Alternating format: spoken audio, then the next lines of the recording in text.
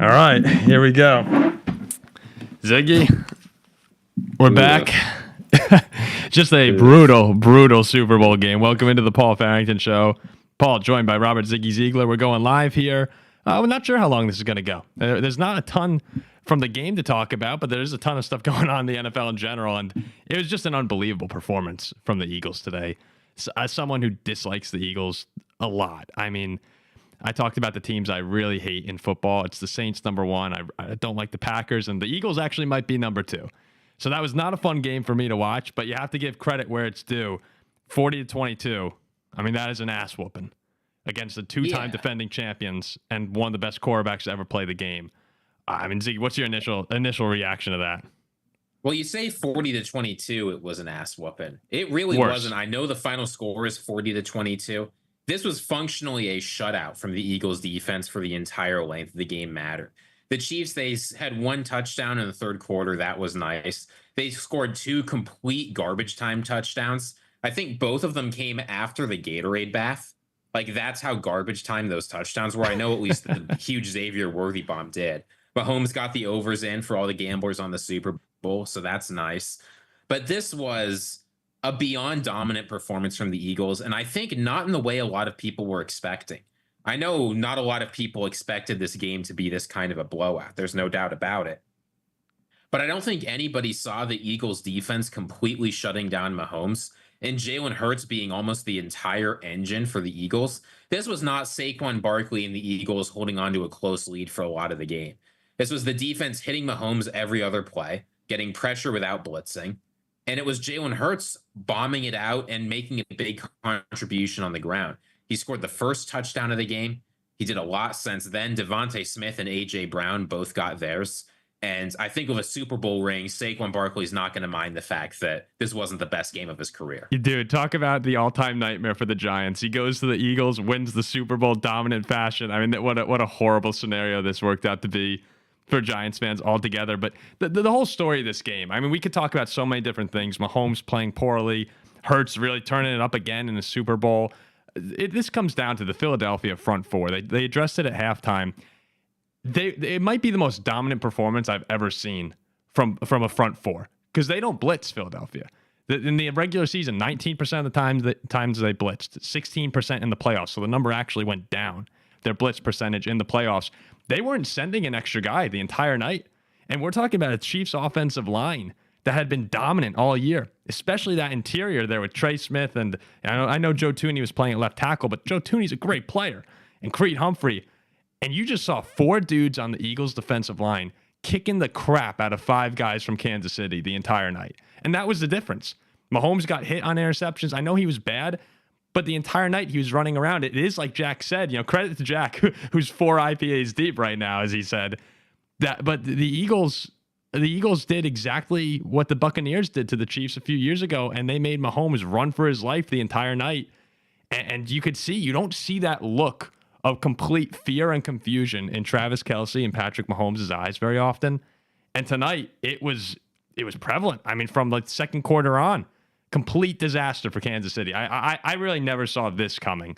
It was just the front line from the Eagles was unbelievable to me. Well, yeah, if there's anything that shows what the formula for beating the Kansas City Chiefs are, between, as you said, the Bucs had an incredible front four performance, and the Eagles did too. When you can get pressure on Mahomes with four, play two safeties high, have your corners play aggressive, have safeties sort of back them up, that's the thing that beats this Chiefs team. Because if you give Patrick Mahomes time, he will always make the throw. He will always find a guy to get open. And indeed, on the few throws where Mahomes got time tonight, things looked pretty good, especially once the Eagles started easing up a little bit on having their guys get in his face every single play. But if you're not able to do that, if you have to blitz, Mahomes will beat you. If you can't get pressure on him, Mahomes will beat you. But if you have a strong front four and your offense can just carry their end of the bargain, I know I talked up the Eagles offense. This was a good, not great performance from them. Like, they certainly took care of business against a great Chiefs defense, but this was not an outstanding performance from them. Defense first is what you need to beat this Chiefs team. And I guarantee you every single team in the AFC is now going to try and replicate what we saw tonight. It's hard to do that, man. When you have a performance like that and you're just able to beat up on that Chief offensive line that's been so good. There's a difference between the Buccaneers performance and this Eagles one, in that when the Bucs played the Chiefs, there were clear holes on that offensive line.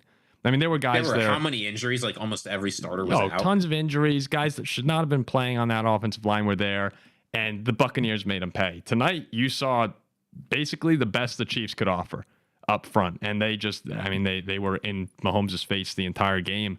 It was a disaster. And to me, that interception to Cooper DeJean is the one that really turned the game on its head. Those two interceptions to end the half basically put it out of reach. It was a sloppy game. It wasn't a ton of fun to watch. And then all of a sudden, 24-0 at halftime. And that's when, even if you're a Chiefs fan, you have Patrick Mahomes and you're thinking in the back of your mind, we could still make some magic happen. I was thinking, as someone who was rooting for the Chiefs, not really caring too much, but rooting for Kansas City, okay, you still have one of the best to ever do it. They come out of the half here and score a touchdown, new ball game. It just never, it was never able to, they were never able to get anything going the entire night. And it's a testament to how well Philadelphia played. And they've been dominant basically the entire playoff run. I mean, from start to finish. What we got here? A super chat from Ranger Halada. Not as mad now from a Packers fan. Yeah, Philadelphia was just clearly the best team at the end of the season here. They won 16 out of 17 to close the year, Ziggy? Is that right? Yeah, it's after a somewhat rough start. They've absolutely taken care of business. And, actually, now that I think about it, maybe the Packers put up the best fight against them. I know the Rams were okay too.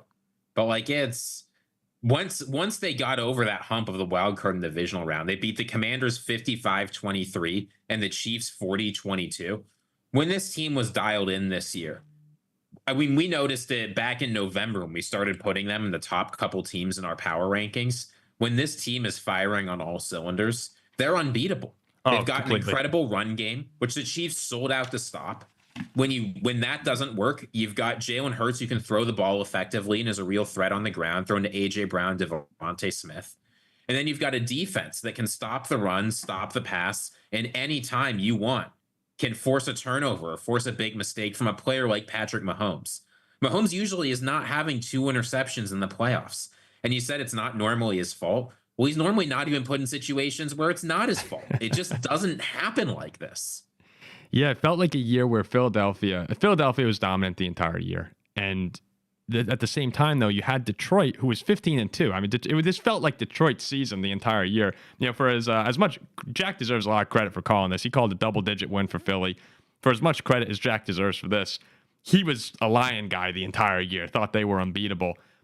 It felt like the moment Detroit gave up that home field advantage and Philadelphia's path, you kind of crystallized and you said, oh, okay, beat the Rams at home, beat the Commanders at home, who you already beat them up earlier in the season, and you're building this Super Bowl path started to feel very believable, if not likely, for the Eagles.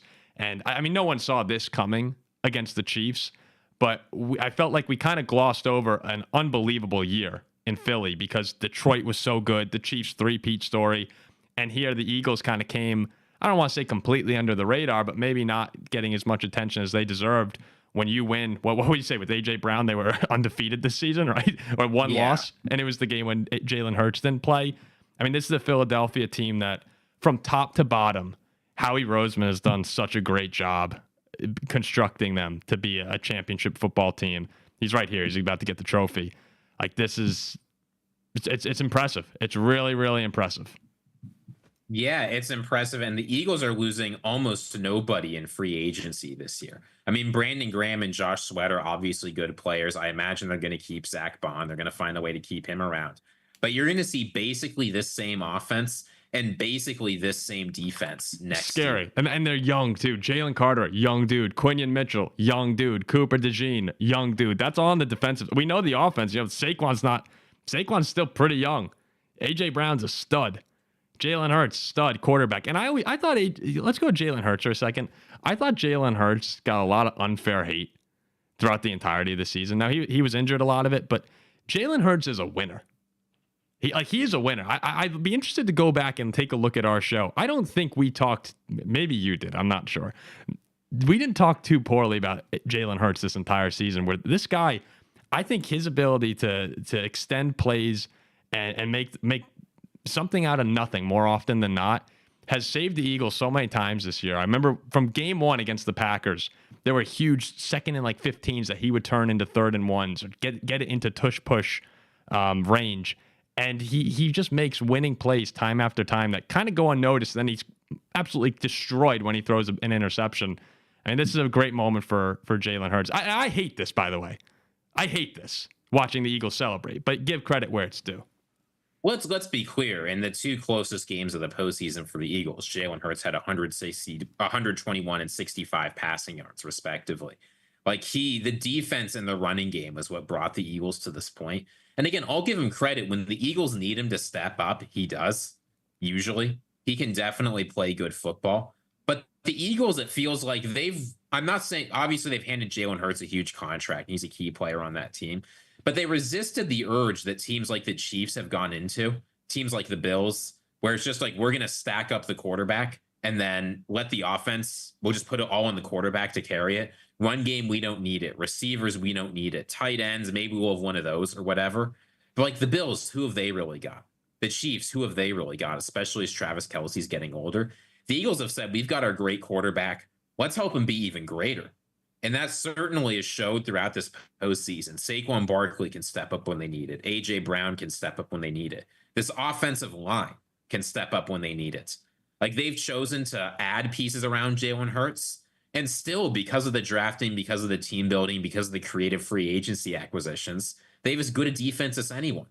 I honestly don't know how they do it, but they've figured out a way to have that. And now that they've been back to the Super Bowl and won, the Howie Roseman team building model has led to consistent excellence for this Eagles team. And that includes a Super Bowl run where their starting quarterback got injured, a guy on MVP pace. They were able to win a Super Bowl. Dude, do we have to talk about that? Back in 2022. Do we have to talk about that season? Year. Look, the Eagles, I know the Chiefs were on the verge of a three-peat. They've clearly had the best NFL experience of anybody over the past 7 or 8 years. The Eagles are right there at number 2 now. 100%. I said this to my dad, my brother, and my mom when we were finishing up the game here. I was like, this should have been us. This should have been us Vikings fans. We were favored going into Philadelphia 6-7 years ago now. And the Eagles were the ones who turned their curse into this, this unbelievable run of 3 Super Bowl appearances, 2 championships. And if there's one thing you can say about the Eagles, and I think this is really important to point out, they show up in these big games now. There was a long time where they would just lose NFC championship games in the Super Bowls, but every single time they're in these big games, and I'm thinking as a Viking fan, NFC championship situations, I've never seen a Super Bowl. It's been 50 years for the Vikings.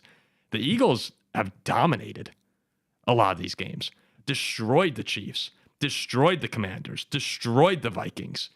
I mean, it's unbelievable how ready they are. And you could dislike Nick Sirianni for a bunch of different things, but his team is always ready to play. There was no world where the Eagles were getting blown out by 30 tonight. It's amazing. Yeah, apparently it's.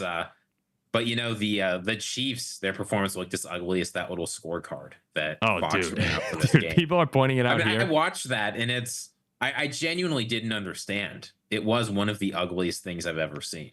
It's amazing to me that you have situations like this where there are probably 50, 100 people at Fox who looked at that score bug, approved it, thought it looked good, were probably excited to roll it out.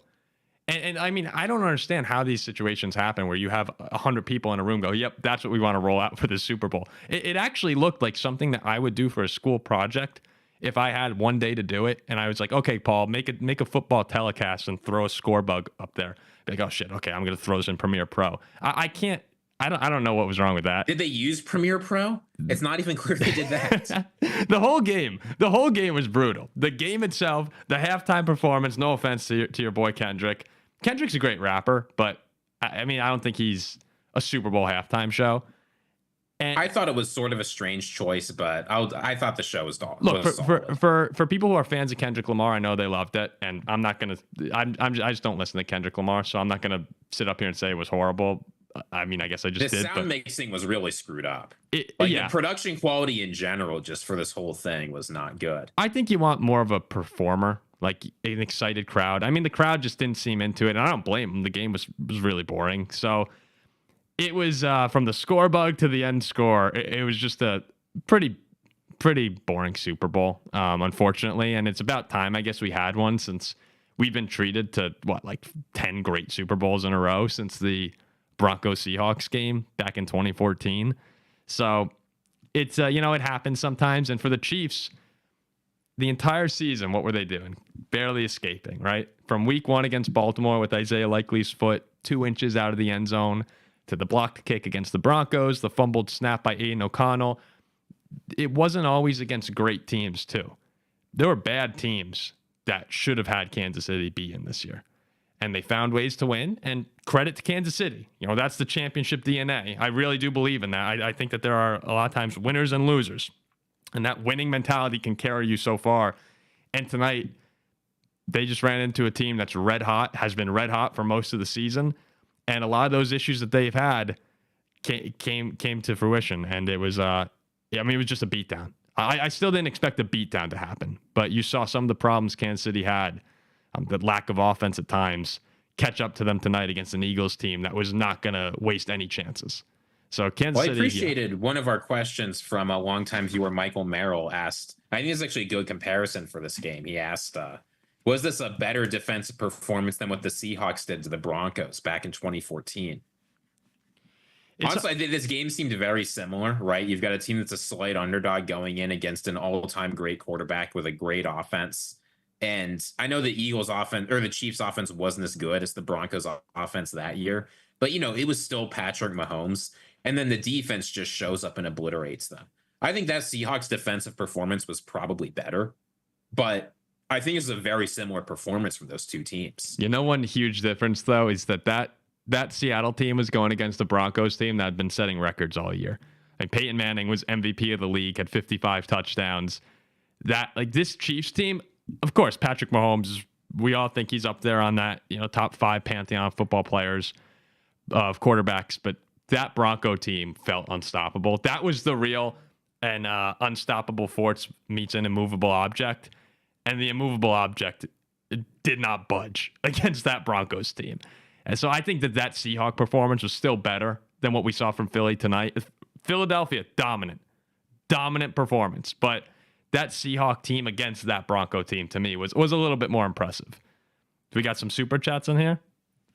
We got one from a Ryu Hitsuya coming in. With that Super Bowl win, Philadelphia is now 4th in the Super Bowl wins in their own division.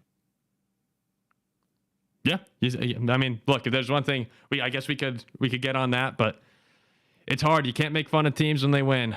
When they win, you win, and you just got to tip your cap and say on to next season. My hope is that the game was so bad that by halftime we all kind of resigned to, okay, the Eagles won, and they could have their celebration in Philly, and then no one wants to talk about it. Like, who really wants to reflect on this game tomorrow other than Eagles fans? Yeah, I'm not even sure we're going to run a react show after this, because it's like, what's there to say, right? It was a dominant performance. The Eagles won, the Chiefs lost. Neither of these teams is going to change all that much going into this postseason, really. I think this raises some deep problems for the Chiefs, because I was saying all year, and they sort of skated by this in the playoffs, like there was not a lot around Patrick Mahomes. They got lucky. Things broke their way. Mahomes made some incredible plays, but Travis Kelce was not himself. The offensive line had struggled. The weapons had struggled. Like, there was just not a lot on this Chiefs team. And I think going into next year, the Chiefs are going to have real questions about how to change things, because this game showed that there's a formula for beating this Chiefs team and beating them pretty badly. You know what it is too, Ziggy? Sometimes it's just not your night. Even for the 2-time defending champions, even for Patrick Mahomes, every now and then it's just not your night. And Philadelphia showed up to this game. Those guys came out with their hair on fire, and the Chiefs weren't ready. They were not ready to play in the Super Bowl today. And that's what's really shocking here, is just that Patrick Mahomes delivered a bad game for him. I know he was running all over the place, but again, those 2 interceptions, to me, I understand he got hit on the second one, ended the game, and sometimes you just don't have it. And it kind of humanized Patrick Mahomes, who we've been talking about him, as they're 15-2 this season and 2-time defending Super Bowl champions. You get into this pattern of saying, well, he could do no wrong. And this was the first time in a while where he looked, absolutely human. He looked bad at times. and that you don't normally see that. So it's a little jarring. You have people texting you saying, what the hell's going on? I thought, weren't the Chiefs? I had people who don't really watch football texting me saying, I thought the Chiefs were supposed to be really good. It's like, yeah, they just, not their night tonight. Yeah, it's every single worry you might have had about this Chiefs team showed up. And yeah, you're right that things like that happen. But I think internally in the building, now that the season's over, you can look back and reflect.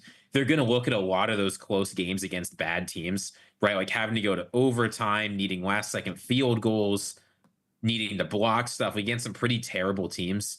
They were fortunate to get the 1 seed. They beat the Bills, which was nice. They beat the Texans, which was nice. But I think internally there's going to be a lot of discussion about how to improve this team, which is not something you've heard at all about the Chiefs in the past few years. It's obviously you don't want to lose the Super Bowl, right? So I'm just going to try and give some silver lining here because I don't want to make it sound like, oh, this is a good thing for Kansas City. But if you're going to find some takeaways that you can be positive on, it's, hey, there are a lot of problems here that need to be fixed because despite 15-2, again, a lot of those games were closer than they probably should have been for a team that wants to go to the Super Bowl.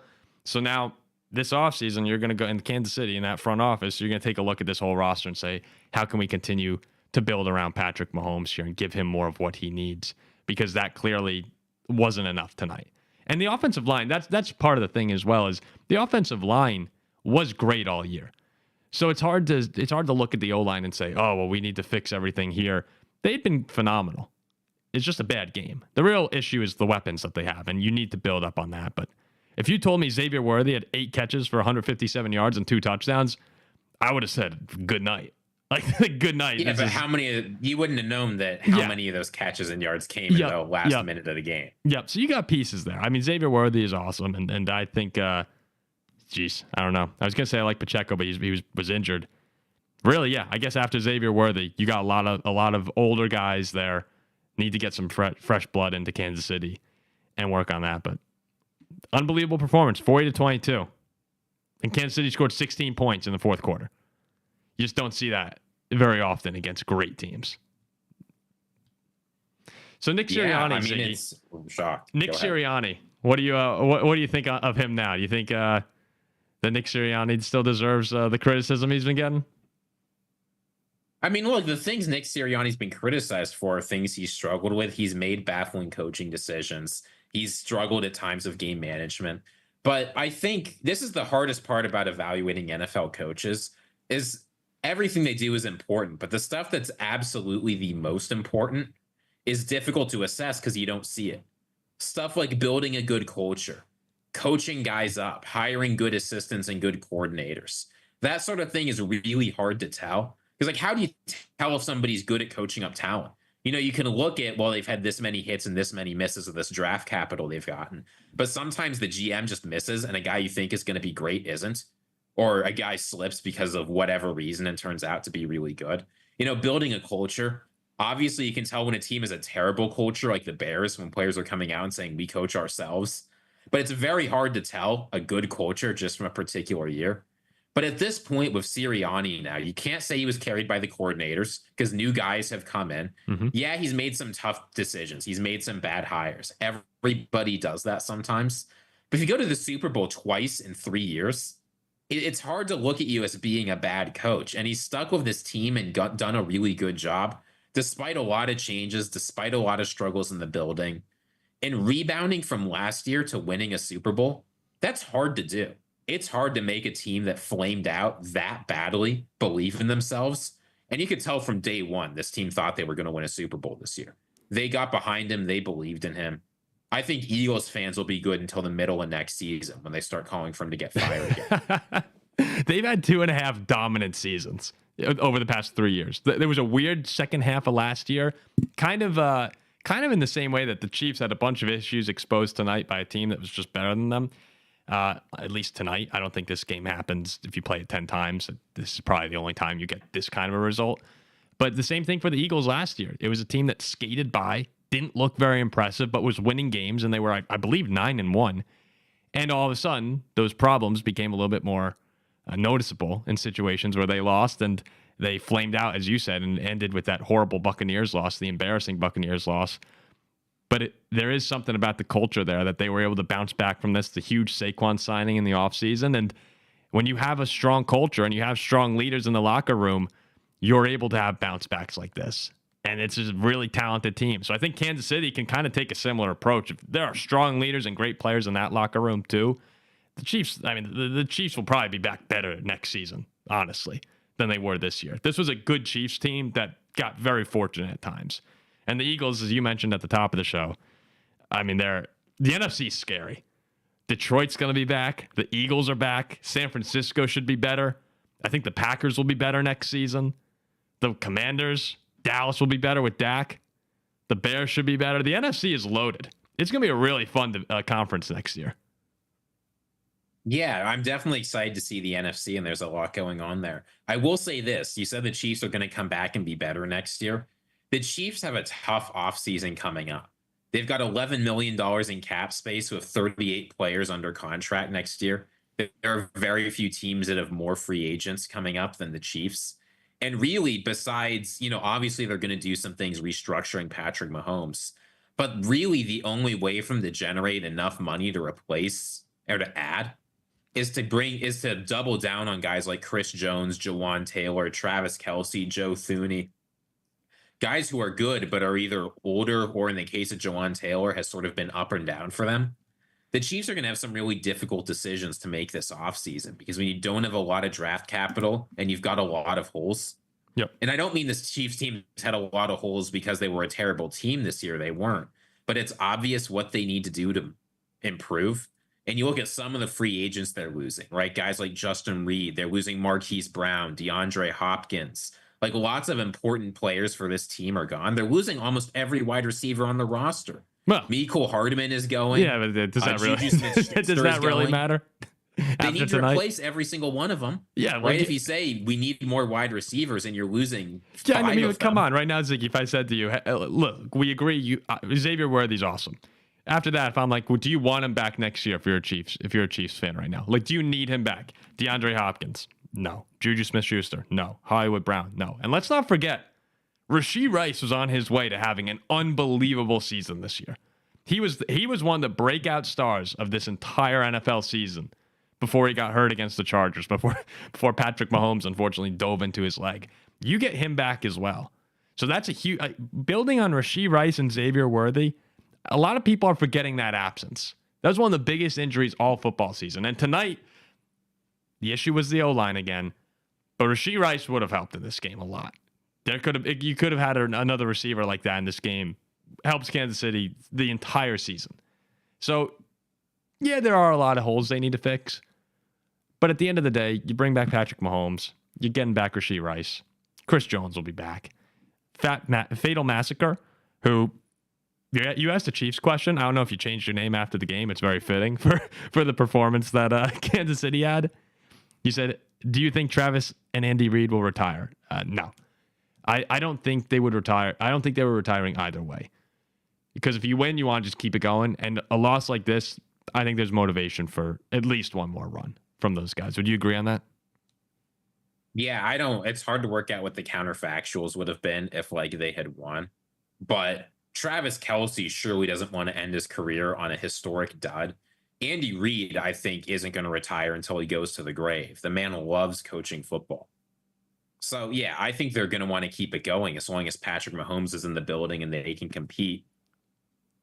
It's that simple, I think. I wouldn't expect those guys to leave.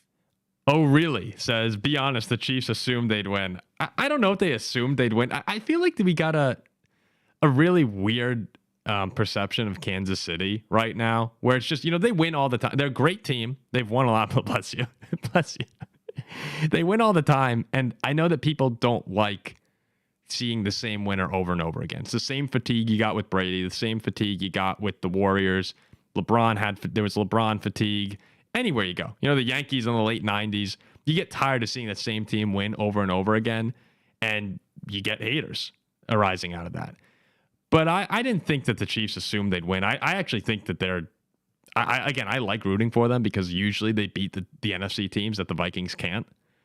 But I don't think there was any refs things going on this season. There were some bad calls, but there's bad calls all the time. Like, we go to the Bengals game. Yeah, the Bengals player was all over the Chiefs receiver on that pass interference to end the game. Like, I think that the Chiefs are a great team with great players, and people are just tired of them winning. Yeah, I don't think you suggested in an earlier comment that like the Chiefs didn't try this game. They were trying to win. I'll tell you what, the Eagles certainly, like the Chiefs, of course, they showed up believing they would win. The Eagles showed up believing they would win. Any good NFL team shows up in a playoff game thinking that they're going to win. But yeah, I didn't get the sense they were lazy or didn't prepare. It was just a bad matchup. It was just a great performance. It was just a great Philadelphia performance. You guys, feel free in the chat. I want to get to a couple other questions. Yeah, I was going to say, feel free. I see Ziggy put out and ask us anything. Drop it in the chat or drop it in that ask us anything. We're down to answer some questions here. We're having fun. Thanks. 350 people is 350 more than Ziggy and I expected after seeing that game. So we appreciate everybody who's hopping in. Like, let's have some fun here. Throw out any questions you want. I know there's some other big NFL news today. But we've got some football ones in here now. One's from Michael Merrill, who's the MVP of the game. It had to be. I mean, Jalen Hurts won it, and at the end of the game, I think you had to, especially after the deep touchdown to Devontae Smith. He was awesome, basically the entire game, other than the interception. For a while, I was on Cooper DeJean. Like at halftime, I think Cooper DeJean was the MVP with the pick six, but then Hurts took over. I mean, there's only one MVP for this game. It's Vic Fangio. My dad said maybe Patrick Mahomes for the Eagles. Yeah, it was such an all-around performance. I think that means you give it to Jalen Hurts. There's a lot of players you give it to, though. Midwest Mountain Man asks, how likely do you think it is Nick Sirianni will be in the Hall of Fame? Very low. I'm not sure that's a serious question or not. He could get in, right? If this Eagles team wins a few more Super Bowls, there's a chance. But the bar to get into the Hall of Fame as a coach is so high. Like, winning a couple Super Bowls won't get you there. And he hasn't even done that. No, he's not going to. Well, who knows? We'll see. Nick Sirianni's really young. It's unlikely. I'm not going to say no. Meffins correctly points out the best part of the Super Bowl was the halftime show. That's obviously right. I'd probably Matt Elridge asks, whether or not you think the Super Bowl halftime show was good, it was less painful than that game. No, do you know the best part of the Super Bowl? The best part of the Super Bowl was the national anthem going over in the most ridiculous way, because Batiste said, "or the land of the free" 3 times at the end of his song. I started a clock when he started singing, and I'm like, oh, way under. And I thought he did a great job, great national anthem. He was kind of flying through it. It was like 1:30 on the clock. The over-under was, 2:02 or something? He's like, "or the land of the free, or the land." And I said, all right. There are people out there who are screaming. Did he forget what came next? He might have. He did a great job, though. But that was my favorite part of the whole Super Bowl night. That was pretty good. Boy, that's depressing. What else we got here? We've got this is from Carson Quinnell. Who's getting to a Super Bowl next? The Packers or the Vikings? So I think if you had to guess right now, it would be the Packers, because they have the more established quarterback there with Jordan Love. The Vikings have a lot more questions with Sam Darnold might be there. JJ McCarthy, I kind of expect right now to be the quarterback. There's still some look, Aaron Rodgers, we'll get to him in a second, I'm sure. Aaron Rodgers is going to be rumored. Matthew Stafford might be rumored. If that happens, an older quarterback, then I think the Vikings have a real shot next year, given the coaching staff and the players they have, of going on a run. But right now, if JJ McCarthy's our guy, it's just too many question marks. And the Packers have a very good defense. We talk about complete teams, right? The Eagles a complete team, the Lions a complete team. Packers are really close to being a complete team. And they're a few pieces away from being able to take that next step in my eyes. They didn't do it this year. A lot of us thought they would go to the drawing board. A couple more players there, and I think the Packers are right in the mix. So I have to go Green Bay, even though I obviously want the Vikings. Yeah, I agree with everything you said, though I think it might be a while before either of those teams go. I do have to say something. Here's another reason I was rooting against the Eagles. I won't say it's the reason I was rooting for the Chiefs, but it always sucks when a player who was a total bust on your team gets a Super Bowl ring. And there were 2 first-round picks on this Eagles team that are going to go home with rings whenever they get them. One, our friend Vince Mallett is a Jets fan. Mekhi Becton is going home with a Super Bowl ring. Good for him. He was a starter. He played well for them. He actually deserves it. That's nice. You know what Vikings all-time bust is getting a Super Bowl ring, Paul? Vikings all-time bust on the Eagles right now. This player has made you more mad than maybe any selection in Vikings history. Are you serious? Lewis Cine is on the Eagles. Cine He's was getting picked a up, Super Bowl ring. but that's not Cine's fault. You see, people will say that. I don't dislike Lewis Cine. I have nothing against Lewis.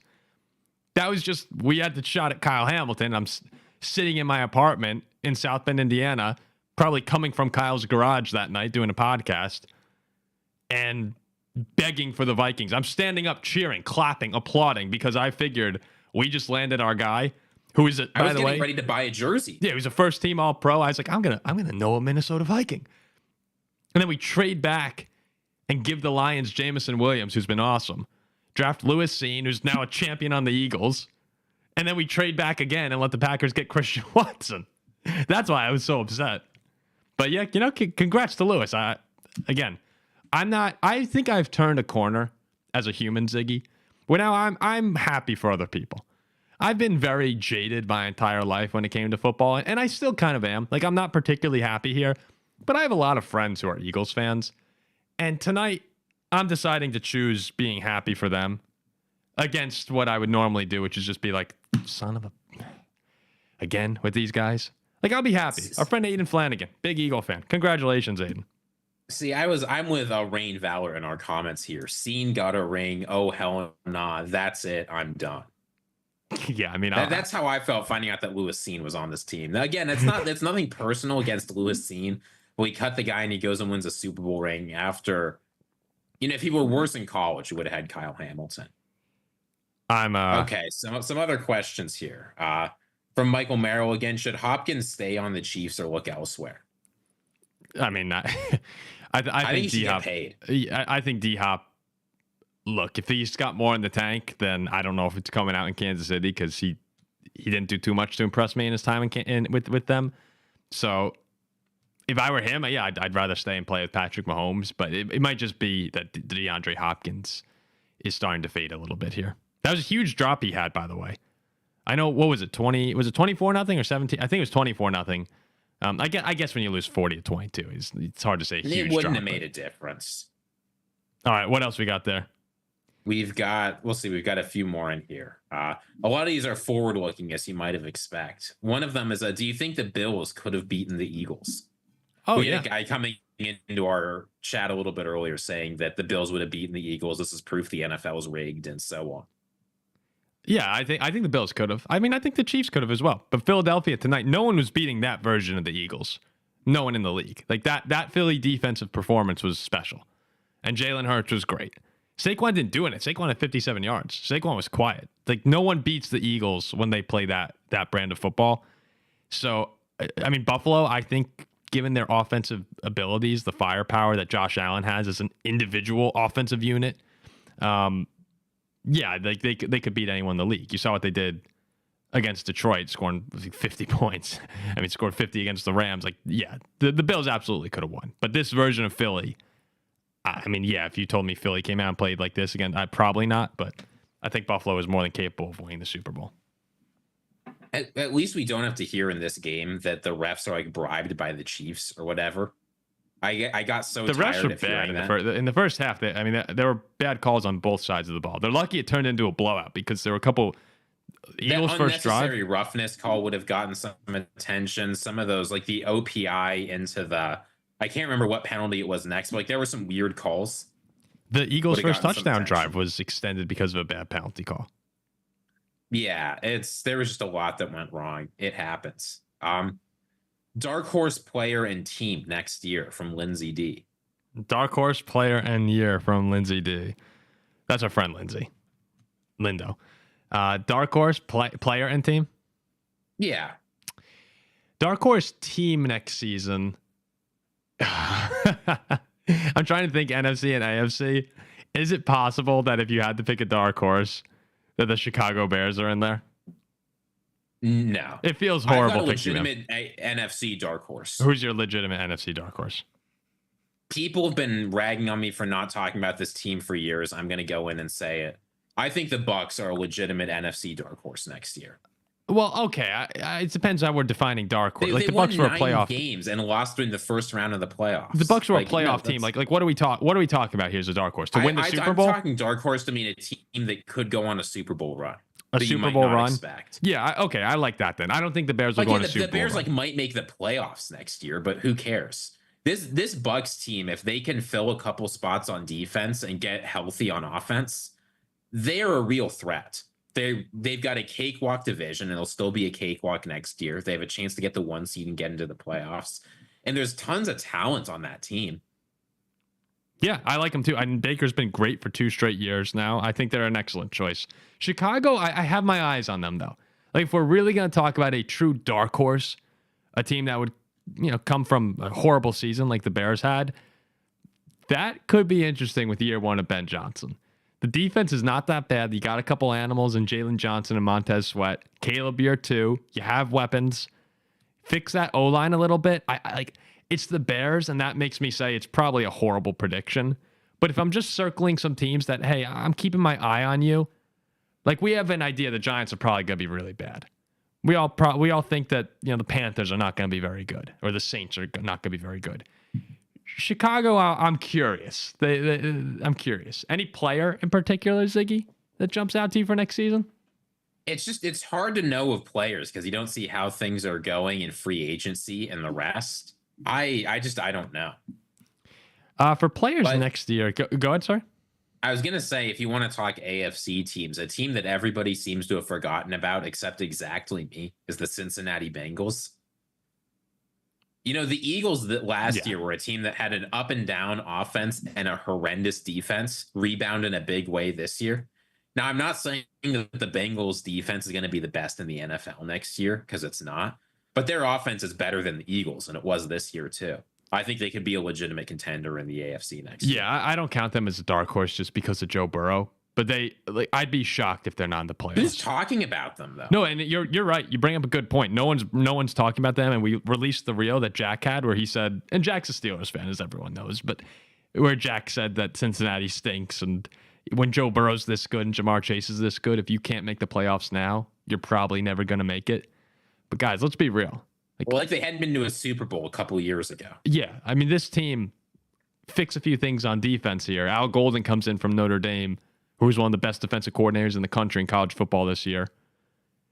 I think there's a chance that the Bengals come back with a lot of firepower next season. And it's going to be fun watching them and Lamar. I mean, the tough thing for the Bengals is that you have Lamar Jackson, the Ravens, in that division. So, you're going to have a battle for just getting a home playoff game, let alone, the 1 seed, so you could avoid going to Kansas City or Buffalo. But this is a team that's done it. They've gone on the road. They've beat Mahomes in Kansas City. They've beat Allen in Buffalo. I love the Bengals as a pick right there. Any particular player to break out? T. Higgins? No, I think he's going to prove. If he leaves the Bengals, I think he's going to prove a lot of people wrong next. T. Higgins' breakout potential as a true number 1 receiver. Someone that I think is really on the clock next year, Trevor Lawrence in Jacksonville. Got to show me something. You got Liam Cohen down there. They got the coach they wanted. You got to show me something. Brian Thomas was unbelievable. If you don't start breaking out of this slump next season, and what were they? 4-13. That has to change. So maybe the Jaguars could be an AFC South secret contender as well. All right, what else we got there, Ziggy? This is not in our Q&A section. It's from Will Cunningham. Will asks, what's the impact of this loss on Mahomes' legacy? Will he be able to surpass Brady after getting smacked so badly in a Super Bowl? Oh, yeah, there we go. It's worth noting, Tom Brady was 7-3 in the Super Bowl. Yeah, that was good. But in every single fourth quarter he played in, he walked off the field with a lead. He took the lead in every single Super Bowl he played in the fourth quarter. Mahomes he's won 3 and he's looked great, but he's had 2 horrendous losses. In Super Bowls where Tom Brady's in the building, he's lost 71-31. The scores of the Patriots Super Bowls, the Brady Super Bowls outside of the Chiefs game were always unbelievable. Every Patriots Super Bowl was pretty much great. Maybe outside of the Rams game, which wasn't fun to watch, but there was always a chance the Rams could be in that game. As far as Will's question goes, and shout out to Will, he's a buddy from home. And Will was actually over here earlier tonight. I put $20 on the Chiefs with them. So we lost that. As far as the Mahomes legacy, I think it hurts. Like there's always the football is weird because there's the immediate reactions that you have every single week during the regular season, right? We talk about the MVP award, particularly last season, where Lamar had a great week and went to Lamar. Purdy had a great week and went to Purdy. Tua had a great week and went to Tua. And that's just how football works. After something happens, we're so locked in on the now that we kind of forget the big picture. The Chiefs were 15-2. They had a lot of problems. They were still 15-2, back-to-back Super Bowl champions. If Patrick Mahomes goes and wins 2 more and gets to 5, he's 31 years old and has all the time in the world to get to even get to 7. So it takes a hit in that you lose the 3-peat, which would have been the first one. I know Packers fans, the Packers did have a 3-peat, yes. So you lose the 3-peat, which would have been special. But I think Patrick Mahomes still has everything out there in front of him to catch Brady. The one thing that really stands out to me in the Brady conversation is that Brady beat Mahomes. Like Brady beat him in the AFC Championship in Kansas City, and he beat him in the Super Bowl. Like that to me is the defining Brady and Mahomes debate. It's a team sport, but right now I look at that more than I do the 7 versus 3 Super Bowls. Like when you go head to head. It's a fun question. Yeah, I mean, that'll be the first take question tomorrow. Yeah, and I think I don't like that question because, by the way, Midwest Mountain Man hit big on my under for the first jersey score and the coin toss. So, nice. Congratulations. Thank you, Midwest Mountain Man. I was hot on the parlays. Tails never fails. I said this and nobody listened to me. I think the Tom Brady comparison is not helpful because that makes people look at Mahomes against the guy who's like superhuman and say like, oh, Mahomes is a bum. He's not better than Brady. Mahomes is what, 28? Might be 29 now. 29. 3 quarterbacks have started in 5 or more Super Bowls. Brady, Elway, Mahomes. Brady 7-3. Unbelievable. Elway's 2-3. Mahomes is 3-2. Like, that's it.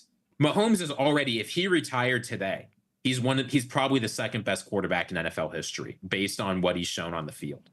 So like the thought that Mahomes' legacy is going to be hurt or that you have to compare him in like this race to Tom Brady, like it's you said it right. I think it's easy to forget the greatness we're watching. This guy is the second best quarterback in NFL history at worst. That's if he like has a leg amputated because he's getting a tattoo saying I'm a big loser. I need to bribe the refs next time. Tonight was horrible. Quarterback in NFL history. Yeah, tonight was horrible, but don't let it distract you from how great this like putting up 22 points was embarrassing. Putting up 22 points in a Super Bowl. Well, I mean, 22 is a generous 22. They got shellacked tonight. Tonight was a brutal night for Patrick Mahomes fans. But yeah, he's an all-time great at 29 years old, and he'll win another Super Bowl. So the first take question, it's still Brady. The one last thing before we move on to the next question with this is when you talk about like Brady and Mahomes or LeBron and Jordan, I think that's something like LeBron has the longevity and the career over Michael Jordan right now outside of the 6 to 4 championships. But I think the peak of Michael Jordan, for me, the peak of Michael Jordan is better. There's probably a lot more people who think the peak of Patrick Mahomes and his abilities are better than Tom Brady's. Like even now, you know what I mean? Like that he's a more talented football player. The mind of Tom Brady is almost, it's him and Peyton Manning are up there and Drew Brees. But I think it's interesting when you talk about the GOAT conversation because a lot of people might actually believe that Mahomes has more talent than Brady. Brady's just a better winner right now. Yeah, I mean, I don't know what that means really. Here's what I can say: they're both great players. Yeah. All right. Next question. I was just walking through my thought process. Our poll. Will the city of Philadelphia be standing tomorrow? No came in at 72%. Yes at 27%. It's going to be I feel bad for every person who works for the city. I wouldn't be going out in Philadelphia tonight. No freaking chance. No way. No, it's that's dangerous. I owe Will Morris an apology. He was talking about a different game. That's on me. Woof. Going back to the questions here. We have plenty more. This is from Packers fan 5841. It's good to see a fellow Vikings fan on this channel. There's not a whole lot of them. Yeah, we appreciate it. Fan, which is why I'm sure you're asking, who's your favorite Packers player right now? Oh God.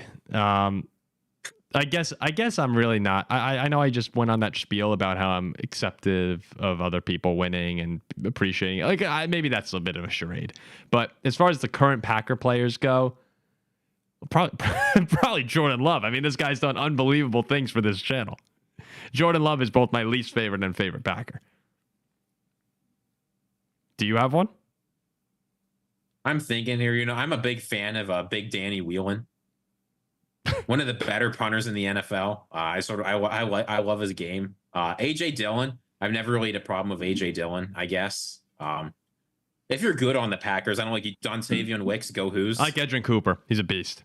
I liked watching him this Cooper. year. You're right. Edrin Cooper. He's incredible. Until he plays the Vikings next year, I'm going to love him. Yeah, can you imagine social experiment? The bars are going to be unreal. I mean, it's going to be crazy in Philadelphia tonight. We got one from XX Zeppelin XX. Favorite cereal? Favorite cereal? When we say anything, you can ask us anything. Yeah, I guess that's true here. We can dive into this. Probably Frosted Flakes for me. A big Frosted Flakes guy. Cinnamon Toast Crunch is good. I like Captain Crunch, but I think Frosted Flakes are my favorite. Oh, Honey Nut Cheerios. Sorry. Honey Nut Cheerios. Favorite. I forgot first round bust to win a Super Bowl. Kenny Pickett. Yep. Kenny Pickett's right there. 100%.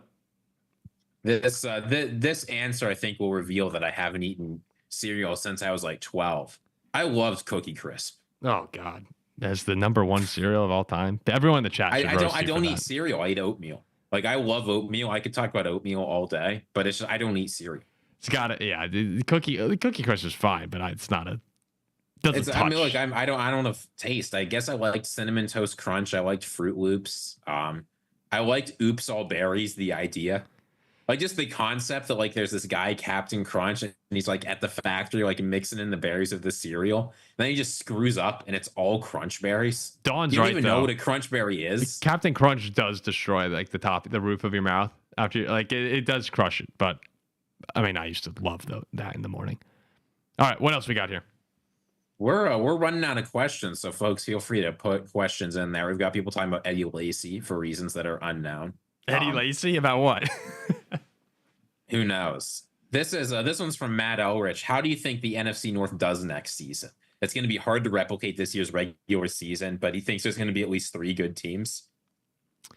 I think the Lions will be very good. A little less dominant than this year. It's hard to replicate a 15-2 season, but they'll be excellent. You can't be more dominant. Yeah, Green Bay will be better than they were this season, I believe. I think the Packers will be better. The Vikings regress slightly. Depending, the Vikings, it all comes down to quarterback play. If JJ McCarthy is good, they're going to be competitive again. I think the Bears will be better. So I think the division should still be one of the best in the league. It'll just come down to, as it always does for these teams, when 2, 3, maybe even 4 of them get to the playoffs, are they going to absolutely choke? Like that's what it comes down to with us. It's unfair, but that would be the talking point every single time the NFC North looks good next year. Well, they looked good last year too, and we saw. Oh my God, there. Ziggy, what's going on here? We want questions. Give us questions. Nom nom nom. Good Lord. I'll eat their questions up, man. What more Good Lord. All right, I see one here from Warrior Jennings. He says, "How would you guys rate the success from last year to this year with the show? Any new plans or segments from the upcoming offseason and 2025 season?" I think it was a really successful year. I mean, to be completely candid with you on it, we didn't get the subscriber numbers up that we wanted to, but as far as every other metric went, it was probably beyond our expectations. So I was very pleased with it was great to have like a dedicated fan base and viewing base that we got this year. It's cool that even have almost 300. everyone who's in this chat right now, and you can be a part of it. If you're not, you can just click that subscribe button and help get us to 18,000. We're just a couple short. Nice. You yourself could be our 18,000th subscriber. Yeah, I've been reading Spider-Man comics. My brother got me a book of Spider-Man comics for Christmas for my birthday. And I've been reading them, and I have to say, the marketing that Marvel had, it was like, you don't want to miss this all-time foe. I was like, we need to do that more on the show. Really build it up here. But I thought it was a great season. It was fun to engage with everyone throughout the season. And as far as the offseason goes, I think we're going to take a look. We'll probably take a week off here after. We usually do that after the Super Bowl, unless Ziggy has the urge to go solo, which he's been known to do at times, so you never know. But we'll take a look and we'll really kind of put everything in perspective. And I think that there's going to be a pretty big push over the next year, I would say, to help this channel grow a lot and do some more giveaways, focus on the members, maybe go to the draft. We're thinking about, I think we would like to go to the draft. Yeah, there are a lot of fun plans coming up with this show, and it's going to be a fun ride. So we appreciate everyone who's been with us. Yeah, this is from Midwest Mountain Man. I think this is a great question. First, we'll get to Dominators. When does that bike racing thing start? The answer is the season starting the Tour de France, or well, I don't know. Maybe talking about the Giro. No, the Giro. Ziggy. You know, the classics are about to start up, but the tour starts in July. I hate to burst your bubble. Tour de France league. I don't think there's anyone in this chat that can name a cycling race other than the Tour de France. Okay, no. Here, set aside that I just named some. If you're in this chat, name a cycling race that's not the Tour de France. Meanwhile, we'll get to Midwest Mountain Man's question. Paul, if Notre Dame won a national championship and the Vikings ludicrously won a Super Bowl in the same year, I assume the ludicrous is the same year because the Vikings are going to win soon. Would you quit watching football? How could you ever hit that high again? Well, yeah, I'd never hit that high again. I don't know what would happen. Like, again, Notre Dame had that touchdown drive to start the national championship, the 18-play touchdown drive. And I was like, is this what it's supposed to feel like? Like, is this what it's supposed to be like to be a football fan? That was the highest high, maybe other than the Vikings scoring the opening touchdown against the Eagles, that I've ever felt. And it's kind of ironic that both times, right after the highest high of my life as a football fan, I just got beaten down, maybe worse than any football fan ever has been beaten down. I mean, brutal losses to the Eagles, and Ohio State was kicking our ass before the little comeback. But I think it would be like the end of Star Wars Episode 8, which everybody hates. But one thing they did do well was Luke just kind of drifting off, like floating away, disappearing.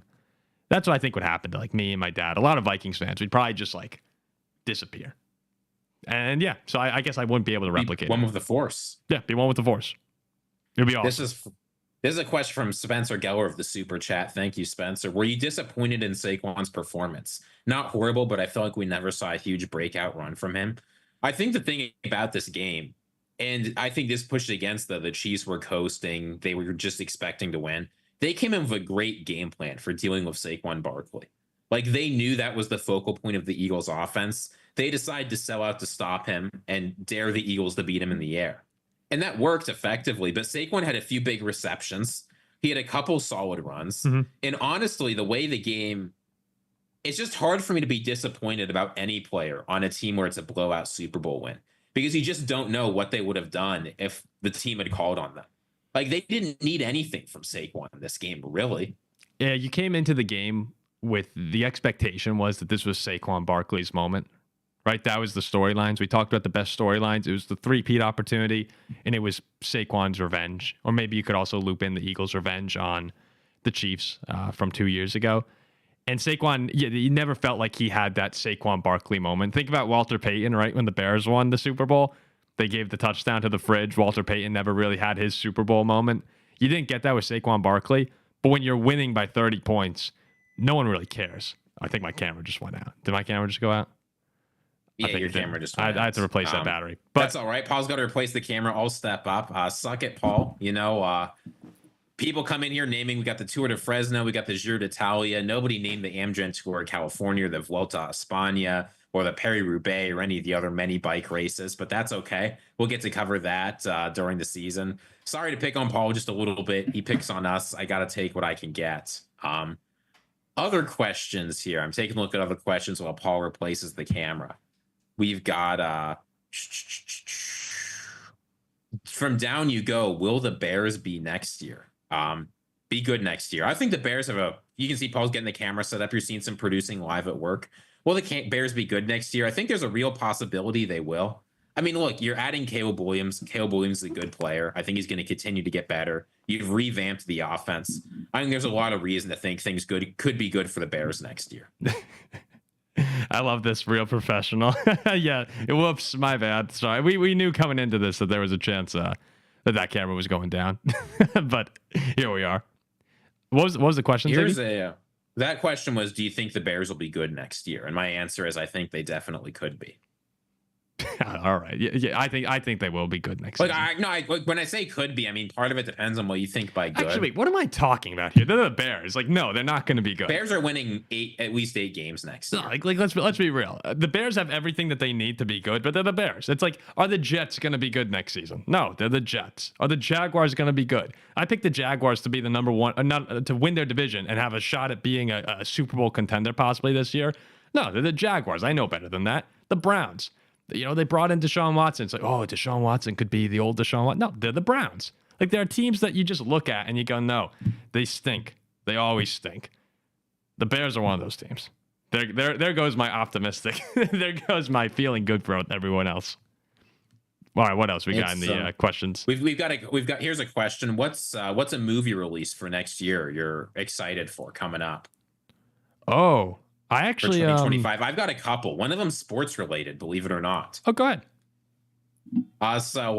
One of them is the new Jordan Peele sports horror movie. It's called Him. It's coming out in late September.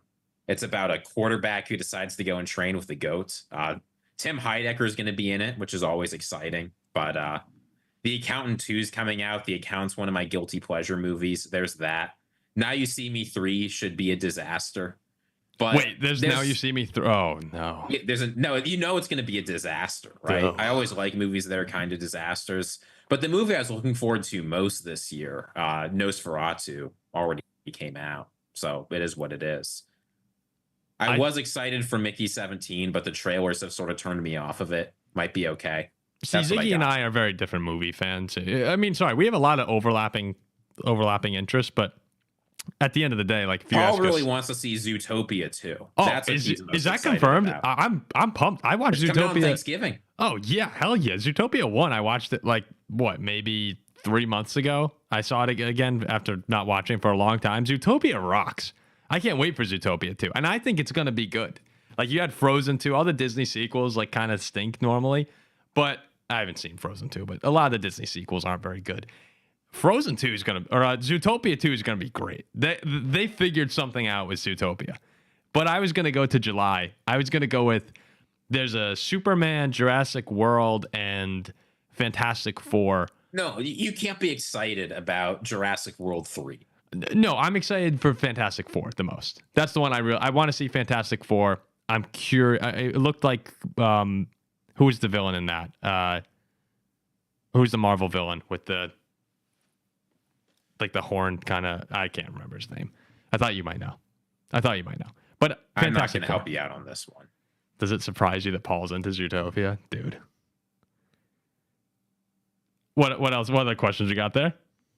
That's first out. Shout out to Midwest Mountain Man for doing the Lads 500. Always an exciting bicycle race. Galactus. See, Paul, we've got some cycling fans in here. Galactus. This is from OP Ivy Punk. Question for Paul: if some teams like the Browns, Bears, Jets, Jags are doomed to be bad, then you must also think the Lions are bad. Yeah, as I was going on that rant, I was thinking about teams like the Bills and the Lions. I think the Browns are probably a little more cursed, and the Jets are a little more cursed, in that they're always pretty awful. The Lions aren't that kind of cursed anymore. Yeah, look, there are ways, like, you can get out of it. I don't think any team is cursed beyond repair. Like the Bills got out of it with Josh Allen. The Browns. The Lions did a great job, but it's been a long time for these other teams. So until they have that breakthrough moment, I'm probably going to lean on the side of, yeah, they won't be that good. I was kind of just joking around though during that. I think the Bears should have a good year. Like, they have a very talented team. It would be bad if they weren't competitive.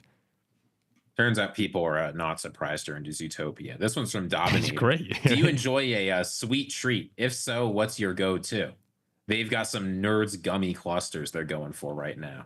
Nerds gummy clusters are awesome. I like chocolate ice cream though. Big chocolate ice cream fan. That's what I go to. I'm seeing your smile here, Ziggy. I don't know what's going on. No, it's I mean, look, I really like 90% dark chocolate. That's what I go for. 90%. I'm not sure if that's a sweet treat, but it is what it is. I think it's a sweet treat. We've got a question from Don here. Best spa you've ever been to or would like to visit? Spa? Yeah. Spa. Like to go and get like a massage? She just said spa. Oh, well, I don't know spas well. I actually got a massage. I think I told you this when I went and got a massage for the first time in my life, like 3 months ago. I walked into the place and I've never, I don't get massages very often. I've never done it. So my back was hurting though. I walked into the place and the lady didn't speak great English, and she was like, all right. She walks me into this it's just a very dark room, and she like pulls a curtain and it was like, okay, sit here. And she basically said like something along the lines of like take off your clothes or whatever. And I had no idea what that really meant. So I sat down and I was just, in a t-shirt and shorts and still in my shoes. I was just staring at the wall because there's a giant sign that says, do not ask for sexual favors. The answer is no. I was staring at that sign. And I mean, obviously I'm not going to do that. Why were you staring at that sign? Because she said, take off your clothes. And I'm looking forward at this sign. And I'm already kind of nervous about like, I don't want any wrong interpretation here. If she walks in and I'm in my underwear, I don't know what that means. So I was just staring at the sign. Like I'm not going to do anything. Well, you've got a sign for a spa right behind you. So yeah, do is there a spa? Oh, maybe my mom and sister went there, but I'm just staring at this sign. She opens the curtain again. Is like, what's going on? You exactly as I found you. And you're like, Tim. And I actually was facing the other way now. I turned around and started facing the opposite wall. And I was like, I don't know what to do. And she was like, no, you could undress to your comfortability level. And I just left. So then I got a massage. It was great. It was awesome. But yeah, I'm not really a spa guy to answer the question. I'd really like to go to the Hakone Onsen hot springs. It's like in the national park in Japan. I've always wanted to do like a. You just have that off the top of your head? Are you kidding me? What? You've never wanted to go to a hot spring? A hot spring. I'm actually going to a hot spring this week. I'm going to Colorado to ski, and I'm signed up to go to a hot. No, spring. I mean a real like a hot spring resort, not like I don't know hot spring resorts off the top of my head. I would love to. They all sound great. I think I like all this stuff, but I just don't do it. What was it called? Yeah, figures. This one's from Torsten. What's your favorite Great Lakes steam freighter? What? Your favorite steam freighter in the Great Lakes? I don't even know what that means. I'm from New Jersey. The correct answer is the oil lady. Come on. I don't even know what's going on with this. I guess our chat knows what's going on. I'm totally lost on this show. Whatever. It's here's from Tales from Tour. Would trading for Myles Garrett be as impactful as signing Reggie White for the Packers?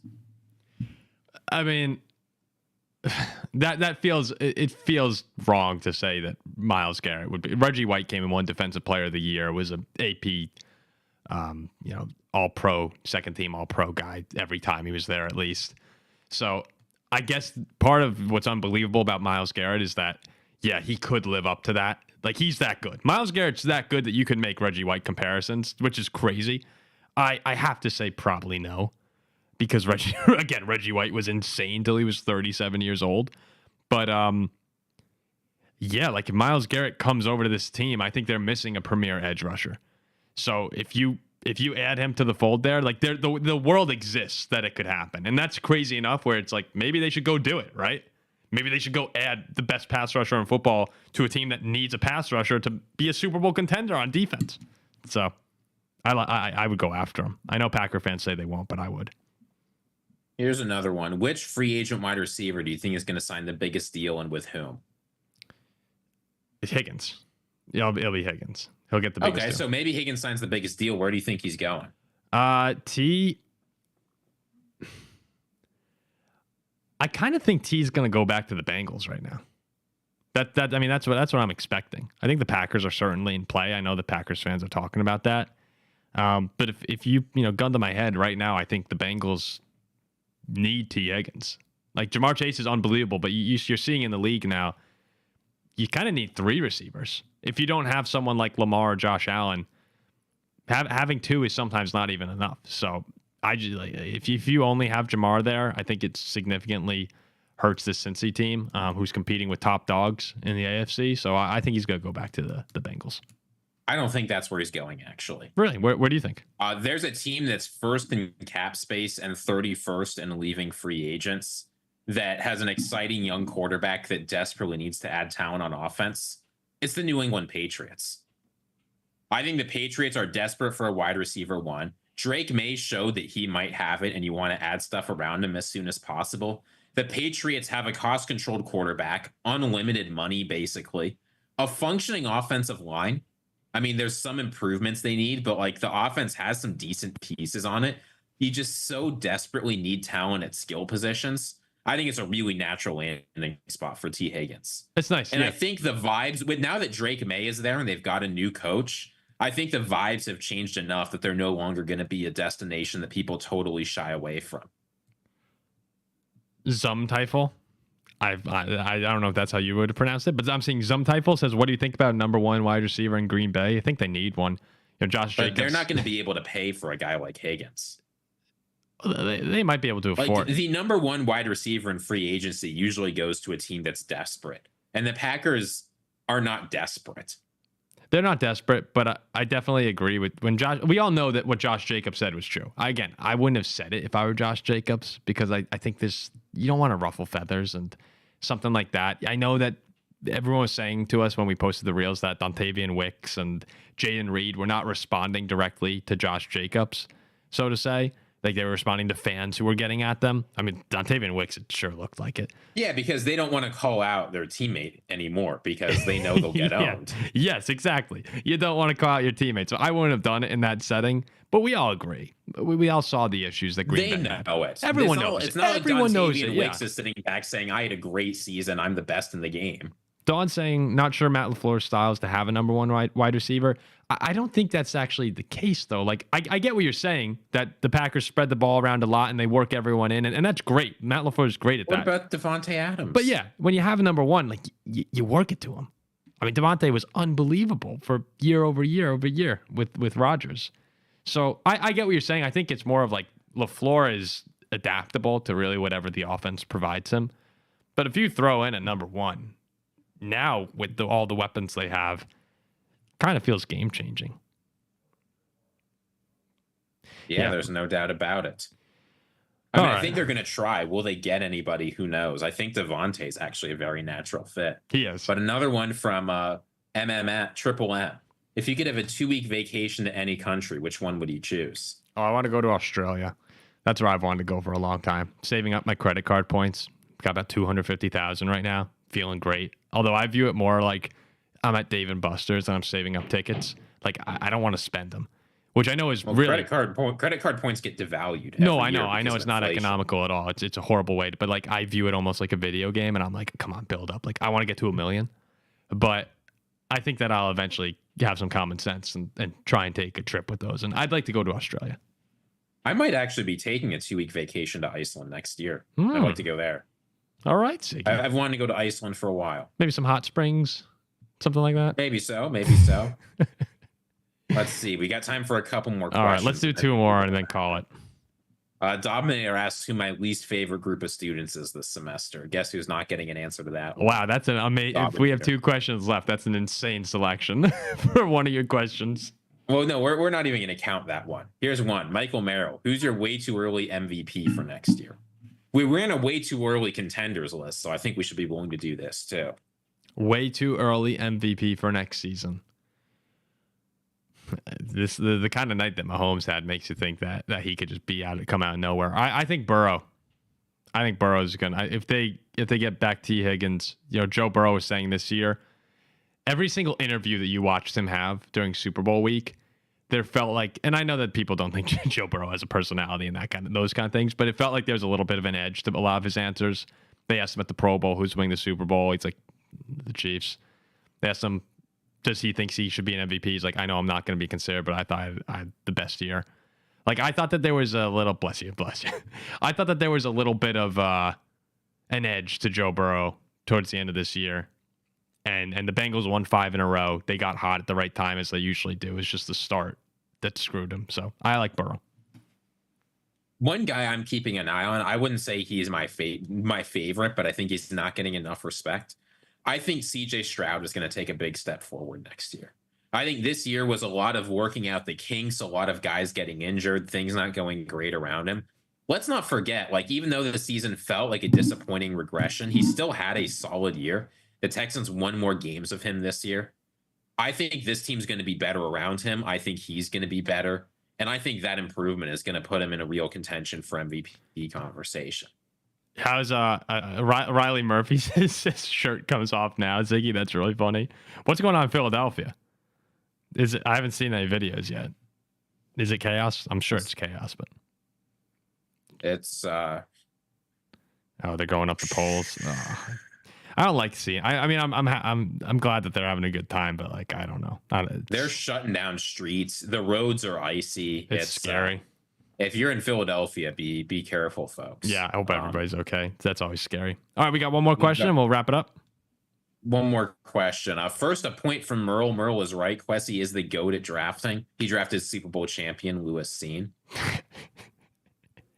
Merle, like we know. That's funny. We know. That's pretty good. We know. This is from OP Ivy Punk. In old episodes of the shows, you guys mentioned a football video game you were both fans of. What's the chance we see you stream it, Paul versus Ziggy, in the offseason? Oh, I'd be happy to kick Ziggy's ass in NFL Street any day of the week. That'd be great. You know, you can play NFL Street online. Yeah. All right, well, we can make that happen. I'm fine. What was the play that we like to run? Power, or what was it? RB Bam, QB Bam, RB Bam. Yeah, QB Bam, RB Bam. I mean, Ziggy was a little more aggressive with his play calling. He opened up the passing game, and I was just QB Bam, RBM right down Ziggy's throat for 30 minutes. It was awesome. I mean, I was a savant at NFL Street. I was an innovator. Yeah, you know what? I'm not even going to respond to that, Paul. It's first the Zootopia crap. Now this. Like, you got to step back a little bit, Paul. That's too much. Folks, I think that's a sign that it's maybe been a long night. God, I heard it as soon as I said it. Folks, we've had almost 300 for this whole stream. We appreciate all of you. I'm sort of amazed it's gone this long, this high, since this was not a very exciting game. It was a great Super Bowl halftime show, but that's okay. You win some, you lose some. Oh, God. If you haven't subscribed, feel free to click that subscribe button. We're so close to 18,000. We're just 7 away. We'll get there soon enough, but we appreciate all of you. Feel free to check us out on Instagram, on TikTok, now that it's back, on Twitter at Paul Farrington Show. We're on all sorts of platforms. You can catch us on Spotify, catch us on Apple Podcasts, wherever you get your podcasts. We appreciate all of you. That's what I want to say. It's been an incredible season. Paul was right. Like, in many ways, you surpassed our expectations. You all have stuck around. It's sort of amazing to me that so many of you have stuck around. We're glad that we can bring some content that you all really enjoy. And we've got a great offseason coming up for you. I'm excited. Maybe an little NFL Street live duel. Who knows? That'd be awesome. That would be a lot of fun. I'm gonna choose my words carefully. We'd have a great time doing that. That'd be fun to stream. All right, I'm gonna go over because we have no producer tonight, so I'm gonna go end the stream. Ziggy, thanks a lot for hopping on and doing this. We appreciate it, as you said, to everyone in the chat. Can you take us home, Ziggy, as I end this? I'll cut you off mid-sentence somewhere. I'm in Almost Heaven, West Virginia. You know that song's about Virginia.